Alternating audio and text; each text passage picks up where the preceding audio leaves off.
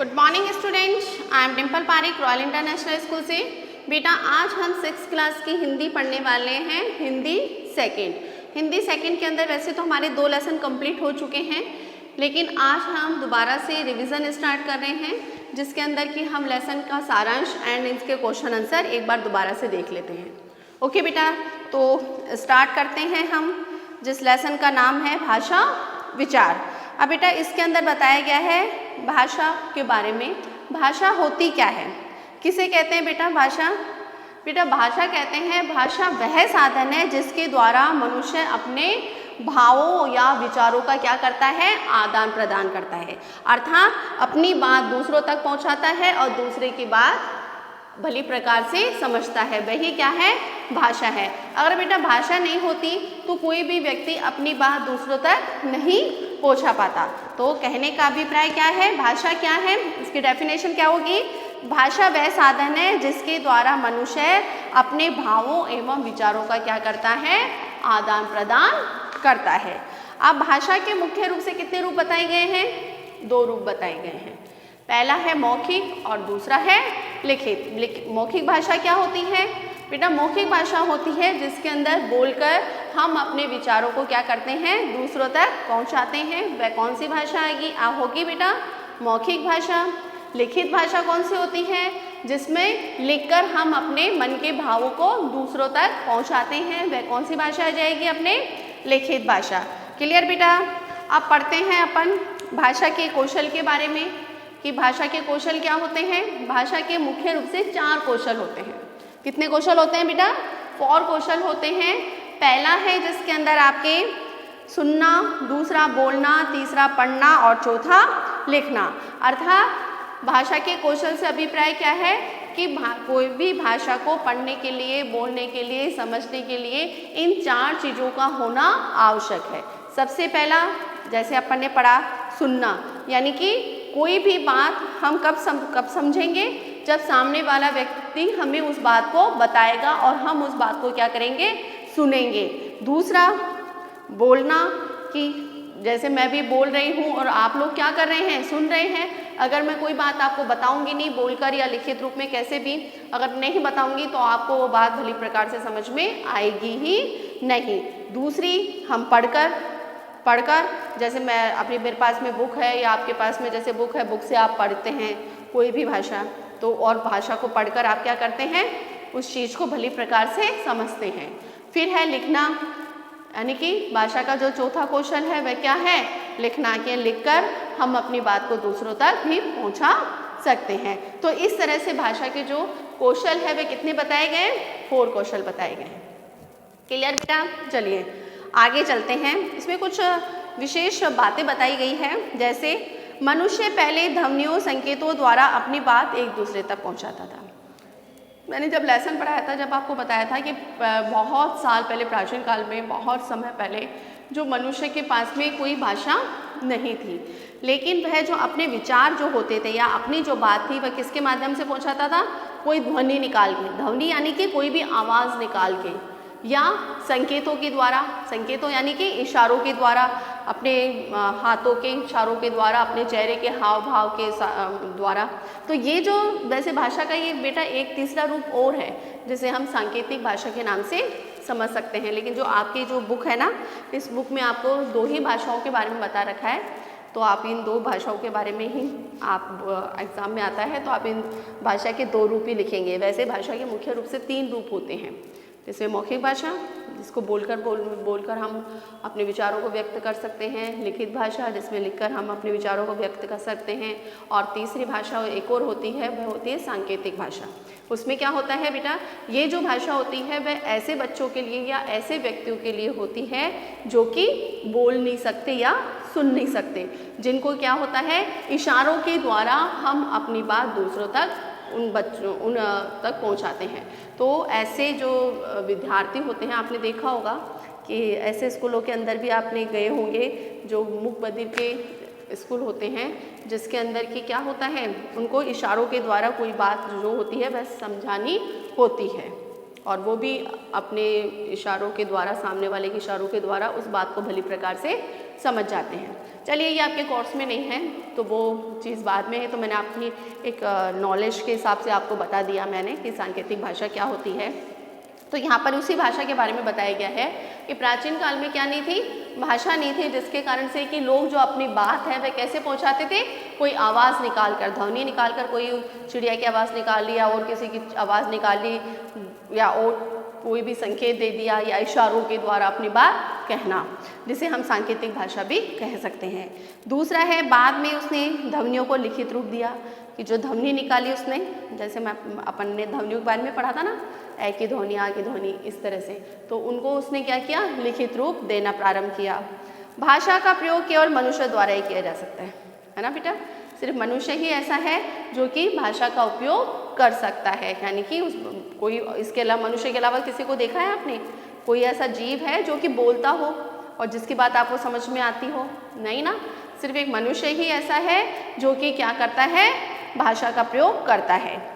पशु पक्षियों द्वारा उच्चारित ध्वनियाँ पशु पक्षियों की बोली कहलाती है। अब आप बोलेंगे मैडम पशु पक्षी भी तो बोलते हैं ना, उनकी भी तो अपनी भाषा होती है, लेकिन बेटा उनकी जो भाषा होती है ना उसको हम बोली की श्रेणी में रखेंगे।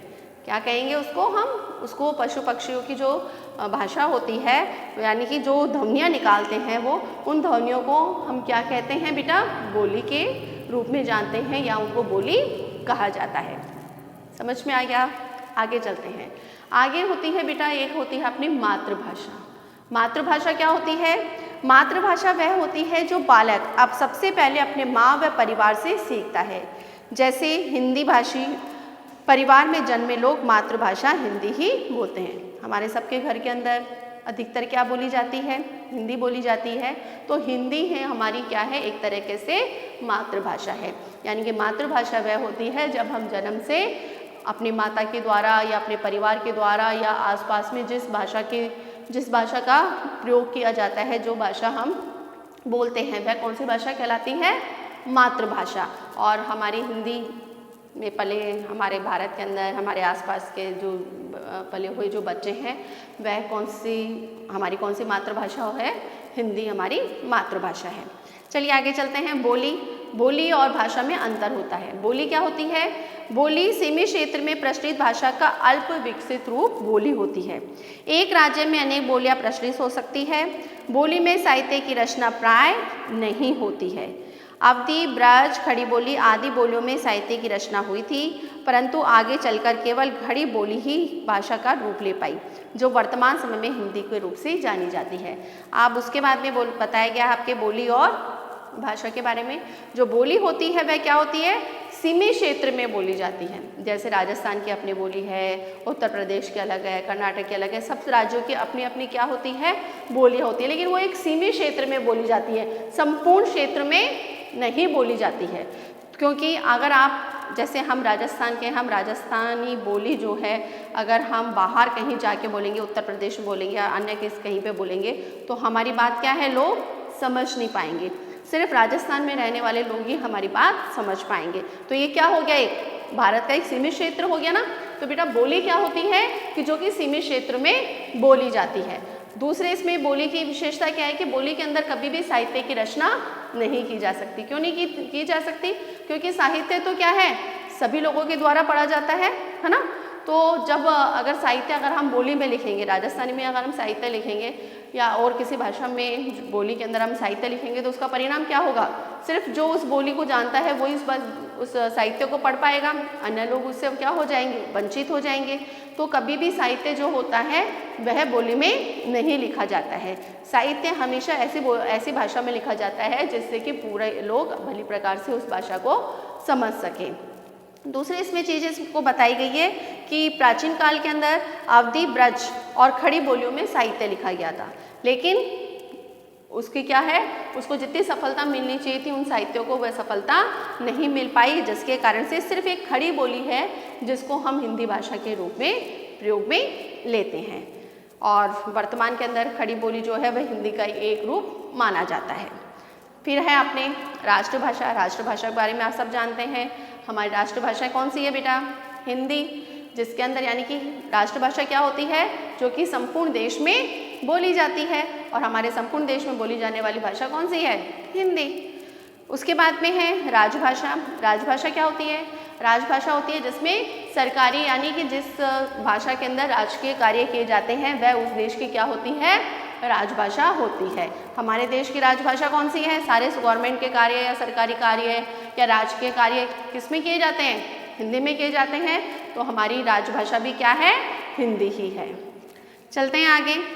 अब 14 सितंबर को क्या मनाया जाता है बेटा? 14 सितंबर को हमारा हिंदी दिवस मनाया जाता है। और 10 जनवरी को क्या मनाया जाता है?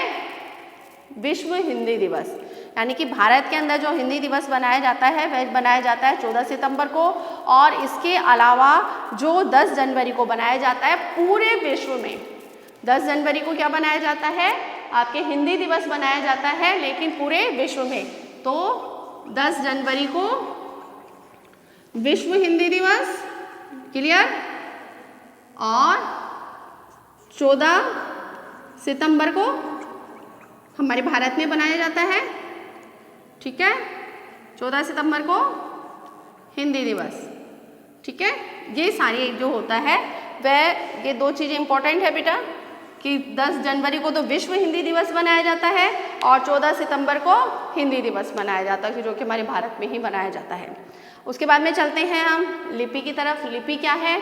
लिपि है किसी भाषा की उच्चारित ध्वनियों को लिखने की विधि ही क्या कहलाती है? हमारे लिपि कहलाती है। और प्रत्येक भाषा की अपनी अपनी लिपि होती है। संस्कृत है, आपके हिंदी है, इसकी लिपि कौन सी है? हमारी देवनागरी। उसी तरह से आपने बांग्ला की होगी, बांग्ला। पंजाबी की कौन सी है? अपने गुरुमुखी। उर्दू की फारसी है, अंग्रेजी की रोमन है, तमिल की ब्राह्मी है। यानी कि इस तरह से जो प्रत्येक जो लिपि है वह प्रत्येक भाषा की अपनी अपनी ही लिपि होती है। क्लियर बेटा? और डिटेल में मैं पहले आपको समझा चुकी हूँ, सिर्फ मैं सारांश समझा रही हूँ अभी। फिर अपने व्याकरण। व्याकरण किसे कहते हैं? व्याकरण वह शास्त्र है जिसके द्वारा हम शुद्ध बोलना, शुद्ध लिखना और शुद्ध पढ़ना सीखते हैं। वही क्या है? एक तरीके से व्याकरण है। अगर हम डेफिनेशन की बात करें तो डेफिनेशन में आप लिखेंगे व्याकरण वह शास्त्र है जिसके द्वारा किसी भाषा को शुद्ध रूप में बोलने, पढ़ने व लिखने के नियमों का ज्ञान होता है। वही चीज़ है कि जिसके अंदर कि हम लिखने का, बोलने का और पढ़ने का हमें उसके नियमों के बारे में पता चले कि हमें किस तरह से कोई चीज़ लिखनी है, उसके नियम क्या है, कौन सी अशुद्धिकरण हमें नहीं करना है। तो ये सारी चीज़ें का ज्ञान कराने वाला क्या है? हमारा व्याकरण है। व्याकरण के मुख्य रूप से 4 भेद यहाँ पे बताए गए हैं: वर्ण विचार, शब्द विचार, पद विचार और वाक्य विचार। इसके संबंध में बेटा हम आगे जो लेसन पढ़ेंगे ना उसमें बहुत डिटेल से दे रखा है, उसके बारे में आगे हम जानकारी लेंगे। खाली आज अपन इतना ही, इसमें आपके पास जो चैप्टर है इसमें ही दे रखा है इतना ही कि व्याकरण के मुख्य रूप से 4 भेद होते हैं: वर्ण विचार, शब्द विचार, पद विचार और वाक्य विचार। तो lesson is complete. Question answer देख लेते हैं बेटा एक बार। देखिए बेटा, पहला क्वेश्चन है आपके, निम्नलिखित में से भाषा के किस रूप का प्रयोग होता है? पुस्तक में लिखित रूप का, भाषण में मौखिक रूप का, ईमेल में लिखित का, काव्य पाठ में। काव्य पाठ यानी कि जैसे मैं अपन पढ़ता काव्य पढ़ाती हूँ ना, तो कैसे पढ़ाती हूँ? मौखिक पढ़ाती हूँ ना आपको, तो आप लिखेंगे मौखिक। तार के अंदर लिखित। संगीत लिखकर लिखा जाता है क्या? संगीत क्या है? मौखिक रूप है ना, उसको बोला जाता है ना, अपन गाते हैं ना गाने। आगे देखिए, भारत के निम्नलिखित राज्यों में कौन कौन सी भाषाएं बोली जाती है? ये बेटा ध्यान से समझ लेना। पंजाब के अंदर कौन सी बोली जाती है? पंजाबी। उसके बाद में तमिलनाडु, तमिलनाडु में बोली जाती है तमिल। कौन सी बोली जाती है तमिलनाडु में? तमिल। उसके बाद में है उत्तर प्रदेश, उत्तर प्रदेश में बोली जाती है आपके मुल्तानी। और साथ साथ हिंदी, जो उनकी एक तरीके से हिंदी जो है, हिंदी पूरे उत्तर प्रदेश के अंदर भली प्रकार से बोली जाती है। लेकिन एक भाषा और है वहाँ पे जो कि बोली जाती है, वो है मुल्तानी। फिर है उड़ीसा, उड़ीसा की वो है ओरिया। कौन सी है? ओरिया। उसके बाद में है कर्नाटक, कर्नाटक में कन्नड़ बोली जाती है। आंध्र प्रदेश, उसमें तेलुगु बोली जाती है। केरल में मलयालम बोली जाती है और असम में असमिया बोली जाती है। क्लियर? एक बार और बता रही हूँ, ध्यान से सुनना। पंजाब में पंजाबी, तमिलनाडु में तमिल, उत्तर प्रदेश में हिंदी एंड आप ब्रैकेट में मुल्तानी लिख सकते हैं। उड़ीसा में ओडिया, कर्नाटक में कन्नड़, आंध्र प्रदेश में तेलुगु, केरल में मलयालम और असम में असमिया। क्लियर बेटा? आगे चलते हैं। उच्च शब्दों द्वारा रिक्त स्थान की पूर्ति करनी है आपको। बालक जो भाषा अपने परिवार से सीखता है उसे क्या कहते हैं हम? मातृभाषा। दूसरा है भाषा का मूल रूप कौन सा है? मौखिक है ना, मौखिक भाषा ही हुई है ना, उसके बाद में लिखित का तो बाद में रूपांतर हुआ था। भारतीय संविधान में कितनी भाषाओं को मान्यता है? 22। उर्दू भाषा की लिपि कौन सी है? फारसी। मुख से उच्चारित ध्वनियों को लिखने का ढंग क्या कहलाता है? लिपि। आगे देखिए, सही कथन पर राइट का निशान लगाना है। लिपि भाषा का क्षेत्रीय रूप है, क्षेत्रीय रूप थोड़ी है, विस्तारित रूप है ना, इसमें रॉन्ग। संस्कृत भाषा की लिपि देवनागरी है, यस। हिंदी दिवस 14 दिसंबर को बनाया जाता है, नहीं, 14 सितंबर को बनाया जाता है। सीमित क्षेत्र में बोली जाने वाली भाषा बोली कहलाती है, राइट। भाषा के 4 कौशल होते हैं, राइट। विश्व में सबसे अधिक बोली जाने वाली भाषाओं में हिंदी का दूसरा स्थान है, राइट। समझ में आ गया बेटा अब आपको? आई होप आपको ये लेसन भली प्रकार से समझ में आ गया होगा। फिर भी कोई प्रॉब्लम है तो आप मेरे से मिल सकते हैं और मेरे से बात कर सकते हैं। आज के लिए इतना ही। Good day, goodbye, take care.